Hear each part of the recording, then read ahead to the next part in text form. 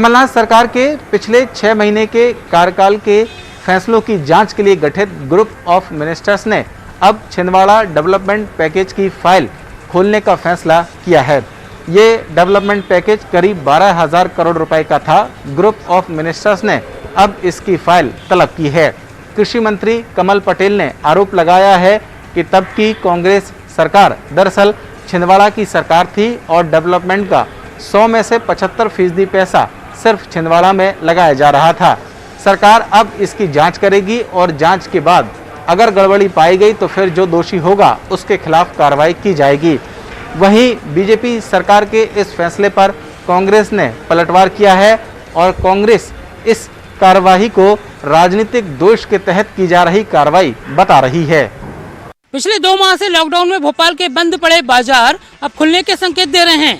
आज कलेक्टर कार्यालय में व्यापारियों की कलेक्टर से बैठक हुई है। इस पूरी बैठक में यह निर्णय लिया गया कि व्यापारी ऑड इवन फॉर्मूले पर कहीं न कहीं राजी नहीं है। वहीं कलेक्टर और प्रशासनिक अधिकारियों ने भोपाल के बाजारों को एक दिन खोलने का निर्णय लिया है।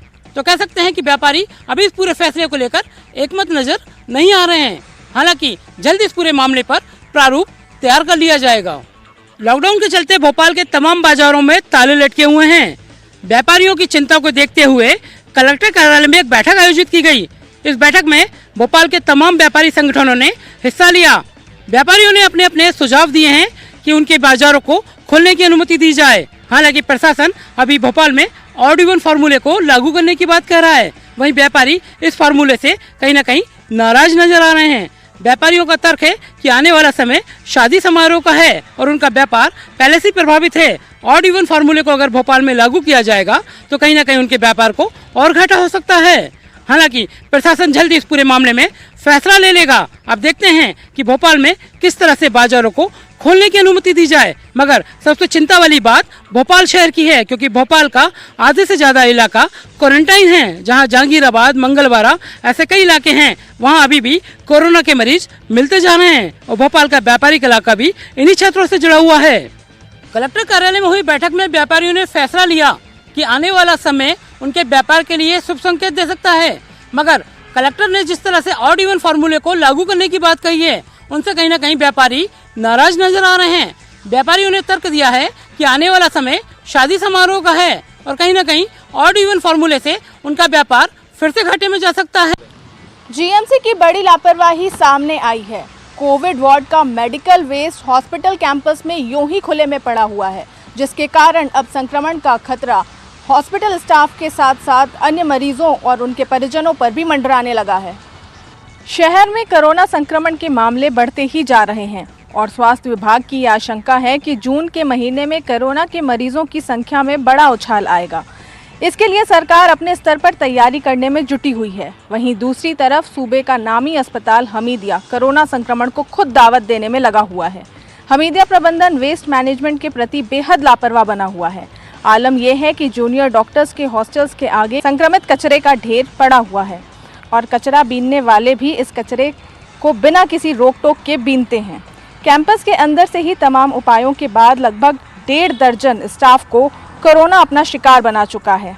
इसके साथ ही कैंपस के 150 से ज़्यादा स्टाफ क्वारंटाइन भी हो चुके हैं। 150 से ज़्यादा स्टाफ क्वारंटाइन भी हो चुके हैं। इसके बावजूद संक्रमण को रोकने के लिए हॉस्पिटल मैनेजमेंट कोई ठोस कदम नहीं उठा रहा है। बात मेडिकल वेस्ट मैनेजमेंट की करें तो मामले पर हमीदिया अस्पताल में लगातार लापरवाही बरती जा रही है। 2 दिन पहले यहां का कचरा आदमपुर खंती पहुंचाया गया था, जिसके बाद निगम ने चालान काटा और बात रफा दफा हो गई। लेकिन अभी भी जूडा के एच ब्लॉक हॉस्टल के सामने 3 दिनों से अस्पताल का संक्रमित कचरा पड़ा हुआ है, जिसको प्रॉपर्ली डिस्ट्रॉय करने पर कोई ध्यान नहीं दे रहा है। हाल ये है कि कैंपस हॉस्टल के पास पड़े पीपीई किट, ग्लव्स, मास्क सहित संक्रमित मेडिकल वेस्ट के कारण स्टाफ समेत ट्रीटमेंट कराने आए बाहर के लोगों की जान पर बात आ गई है। कोरोना का खतरा उन पर भी मंडराने लगा है। जीएमसी के एच ब्लॉक हॉस्टल के सामने से कमला नेहरू गैस राहत अस्पताल की तरफ जाने वाले मुख्य रास्ते में अस्पताल से निकले कचरे से भरे बड़े बैग खुले में रखे जा रहे हैं। इन बैग को कुत्ते फाड़ते हैं और कचरा फैला देते हैं। ये लापरवाही स्टाफ पर भारी पड़ सकती है। इस कचरे के ढेर को मेडिकल स्टाफ समेत अन्य लोग रोजाना क्रॉस करते हैं। इतना ही नहीं, आवारा कुत्ते और कचरा बीनने वाले भी इस कचरे में घंटों बिताते हैं। इससे ये अंदाजा लगाया जा सकता है कि कितनी बड़ी संख्या में ये संक्रमण फैल सकता है और कितने लोगों तक कितनी आसानी से पहुंच सकता है। इंदौर के लोगों को लंबे समय बाद थोड़ी राहत मिली है। न केवल पॉजिटिव मरीजों की संख्या कम हो रही है, वहीं मौत का आंकड़ा भी कम होता दिखाई दे रहा है। मेडिकल बुलेटिन में 39 नए कोरोना पॉजिटिव मरीज सामने आए, तो वहीं एक व्यक्ति की मौत के बाद मौत का आंकड़ा 117 पर पहुंच गया है। इंदौर के लिए बड़े दिनों बाद थोड़ी राहत देने वाली खबर सामने आई। स्वास्थ्य विभाग के मेडिकल बुलेटिन में 756 में से केवल 39 नए कोरोना पॉजिटिव मरीज सामने आए। वहीं नेगेटिव सैंपल की संख्या 705 रही। पिछले 24 घंटों में कुल 744 सैंपल की जांच की गई, जिसमें कई दिनों बाद पॉजिटिव मरीजों की संख्या इतनी कम आई। जिले के मुख्य चिकित्सा एवं स्वास्थ्य अधिकारी डॉक्टर प्रवीण जड़िया के मुताबिक अब तक जिले में 30,677 सैंपल की जांच की गई, जिसमें आज तक जिले में 3,103 कोरोना पॉजिटिव मरीज सामने आए, जिनमें से 1,502 पॉजिटिव मरीजों का इलाज शहर के विभिन्न अस्पतालों में चल रहा है। मेडिकल बुलेटिन में एक मरीज की मौत की पुष्टि के बाद अब तक कोरोना की संक्रमण की वजह से 117 लोगों की जानें जा चुकी हैं। पूर्व में कोरोना पॉजिटिव होने के बाद स्वस्थ हुए 8 मरीजों को सोमवार को विभिन्न अस्पतालों से डिस्चार्ज किया गया, जिसके बाद अब तक जिले में 1484 लोग स्वस्थ होकर अपने घरों को लौट चुके हैं। इंदौर जिले में बनाए गए विभिन्न क्वारंटाइन सेंटर से भी अब तक 2686 लोगों को डिस्चार्ज किया जा चुका है। वहीं इंदौर में कोविड-19 के इलाज में लगे डॉक्टरों के संक्रमित होने का सिलसिला भी जारी है। MYH के एनेस्थीसिया विभाग के एक डॉक्टर भी कोरोना पॉजिटिव पाए गए हैं। इनकी ड्यूटी टीबी एंड चेस्ट विभाग में लगी थी, जहां पर कोरोना संदिग्धों को भी रखा गया है। शायद वहीं से डॉक्टर संक्रमित हुए हैं। डॉक्टरों के पॉजिटिव आने के बाद एनेस्थीसिया विभाग के दूसरे स्टाफ को भी क्वारंटाइन किया गया है। इंदौर में कोरोना के संक्रमण के बीच प्रशासनिक दावों की भी पोल खुल रही है। दावा किया गया था कि अमेरिका से 20 मई को ऐसी फुली ऑटोमेटिक मशीन आ जाएगी जिसमें कोरोना सैंपल की जांच 1 घंटे में हो जाएगी, लेकिन अभी तक ये मशीन इंदौर नहीं पहुंची है। कभी खाने तो कभी पीने की लूट। इटारसी रेलवे जंक्शन का नज़ारा इन दिनों कुछ ऐसा ही बन चुका है। दरअसल रोजाना श्रमिक स्पेशल ट्रेनों के इटारसी प्लेटफॉर्म से गुजरने के दौरान जब खाने पीने की व्यवस्था यहाँ पर की जाती है और उसी दौरान सुरक्षा कर्मियों की अपर्याप्त संख्या कुछ ऐसा माहौल बना देती है कि श्रमिक इस खाने पीने की सामग्री को लूटने पर उतारू हो जाते हैं। कोरोना काल में जहां सोशल डिस्टेंसिंग सहित तमाम हिदायतें लोगों को दी जा रही हैं, उसकी धज्जियां उड़ाते हुए रेलवे स्टेशन का नज़ारा कुछ इस प्रकार बन जाता है कि लोग एक दूसरे से जमकर झूमा झटकी करने पर आमादा हो जाते हैं। बीते दिनों इटारसी प्लेटफॉर्म का एक वीडियो वायरल हुआ था जिसमें खाने की सामग्री को लूटते हुए कुछ यात्री नजर आए थे। वहीं आज एक वीडियो सोशल मीडिया पर वायरल हो रहा है जिसमें पीने की बोतलों की लूटामारी मची हुई है। दरअसल रेलवे स्टेशन पर यदि पर्याप्त सुरक्षा और आरपीएफ कर्मियों की व्यवस्था की जाए तो शायद इस प्रकार की अव्यवस्था न बने। यदि जबलपुर में किसी का लाइसेंस एक्सपायर होने वाला है या परमिट रिन्यू कराना है तो उनके लिए अब खुशखबरी है। आरटीओ में आज से काम शुरू हो गया है। लगभग 64 दिन बाद आरटीओ कार्यालय में विभागीय कार्यों के साथ लोगों के लाइसेंस और परमिट जैसे विभिन्न कार्य शुरू किए जा रहे हैं। कोरोना संकट के चलते आरटीओ को भी पूर्णतः बंद किया गया था। आरटीओ संतोष पॉल ने बताया कि शासन द्वारा 50% कर्मचारियों की उपस्थिति में काम करने के निर्देश मिले हैं। पहले दिन कोई भी कर्मचारी ऑफिस नहीं पहुंचा, लेकिन धीरे धीरे विभागीय कार्य शुरू हो जाएंगे। शुरुआत में लाइसेंस रिन्यूअल, परमिट और रजिस्ट्रेशन रिन्यूअल का काम किया जाएगा। इसके बाद जैसे ही अगले आदेश आएंगे उसके बाद नए लाइसेंस, परमिट और रजिस्ट्रेशन जैसे काम भी शुरू किए जाएंगे। इन सभी कार्यों में सोशल डिस्टेंसिंग का ध्यान रखा जाएगा।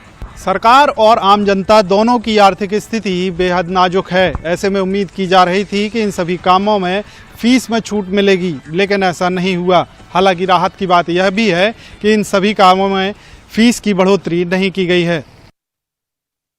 ग्वालियर में स्वास्थ्य विभाग की गंभीर लापरवाही सामने आई है। भीतरवार के सरकारी अस्पताल के मैटरनिटी वार्ड में 8 बच्चे भीषण गर्मी सहने को मजबूर है। दरअसल मैटरनिटी वार्ड का एकमात्र कूलर बंद पड़ा हुआ है। ग्वालियर चंबल अंचल में इन दिनों सूरज जमकर तप रहा है।